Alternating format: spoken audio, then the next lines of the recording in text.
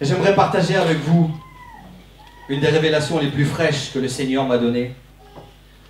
J'ai prié pendant la préparation de ce message, j'ai dit, Seigneur, comment est-ce que je peux montrer à ton peuple la faiblesse du diable et en même temps la puissance de ton peuple. Et ce que j'ai découvert, honnêtement, ce que j'ai découvert m'a choqué. Je connais la parole de Dieu relativement bien. Et ce que j'ai découvert, c'est énorme. J'ai procédé comme ceci simplement. Je suis parti du principe que le diable est faible. Forcément que le diable, bibliquement, ne peut pas gagner.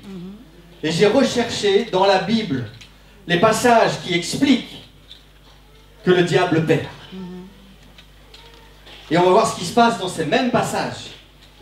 Lorsque Dieu fait perdre le diable, qu'est-ce qui se passe en même temps dans le camp de son peuple? Le premier échec du diable qu'on retrouve dans la Bible, c'est dans la Genèse.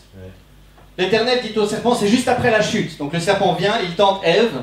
Ève et Adam mangent le fruit défendu, ils pêchent. Et puis Dieu se présente pour juger la situation et rétablir toute chose. Et l'Éternel dit au serpent, puisque tu as fait cela, tu seras maudit d'entre tout le bétail et d'entre tous les animaux des champs. Tu marcheras sur ton ventre, tu mangeras la poussière tous les jours de ta vie. Première chute du diable. Dans le premier livre de la Bible, Dieu lui dit, tu vas manger la poussière. Au verset qui suit, qu'est-ce que Dieu dit pour son peuple? Il dit, je mettrai inimitié, c'est-à-dire la guerre, entre toi et la femme, entre ta postérité et sa postérité, elle t'écrasera la tête et tu lui blesseras le talon. Non, j'en ai encore 3 autres, j'espère que ça ira mieux. Amen. Amen. Première chute du diable. Dieu dit au diable, tu vas manger la poussière. Et juste après, il dit à l'église, il me dit à moi, alors que le diable va manger la poussière, je te donne à toi l'autorité de lui écraser la tête. Amen, amen, amen. Première chute du diable. Deuxième chute du diable. Dans Ésaïe, on raconte la manière dont le diable s'est enorgueilli. Comment il est devenu fier et prétentieux qu'il a voulu prendre la place de Dieu. Tu disais en ton cœur, donc là on parle du diable, je monterai au ciel, j'élèverai mon trône au-dessus des étoiles de Dieu, mais tu as été précipité. Deuxième chute, dans le séjour des morts, dans les profondeurs de la fosse. À la fin du même chapitre, que répondra-t-on aux envoyés du peuple? Que l'Éternel a fondé Sion et que les malheureux de son peuple y trouvent un refuge. Alors que le diable est précipité en enfer, Dieu construit une cité céleste où chacun d'entre nous allons pouvoir trouver un refuge, allons pouvoir trouver un sauvetage, allons pouvoir trouver le salut pour l'éternité. Alléluia. Troisième chute du diable dans le Nouveau Testament.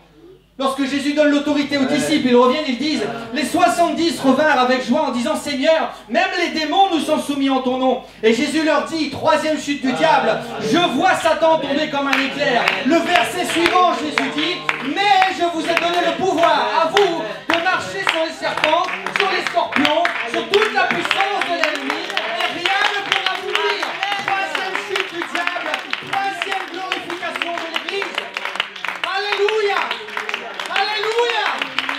Alléluia! Quatrième chute du diable. Il y eut la guerre dans le ciel. Michel et ses anges combattirent contre le dragon, et le dragon et ses anges combattirent, mais ils ne furent pas les plus forts, et leur place ne fut plus trouvée dans le ciel. Quatrième chute. On continue 2 versets plus loin, et j'entends dans le ciel une voix forte qui disait quoi? Maintenant le salut est arrivé, et la puissance, et le règne de notre Dieu, et l'autorité de son Christ, car il a été précipité, l'accusateur de nos frères, celui qui les accusait devant notre Dieu jour et nuit. Ils l'ont vaincu à cause du sang de l'agneau, à cause de la parole de leur témoignage. Alléluia! Ils ont vaincu! Alléluia! Alléluia! Alléluia! Alléluia! Alléluia! 4 fois, peut-être plus. J'ai pas eu le temps de regarder. 4 fois. La Bible explique clairement que le diable chute.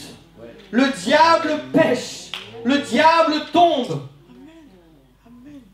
Et l'Église a l'autorité. L'Église a la puissance. J'ai le pouvoir de marcher sur le serpent de la même manière qu'il s'est présenté dans Genèse.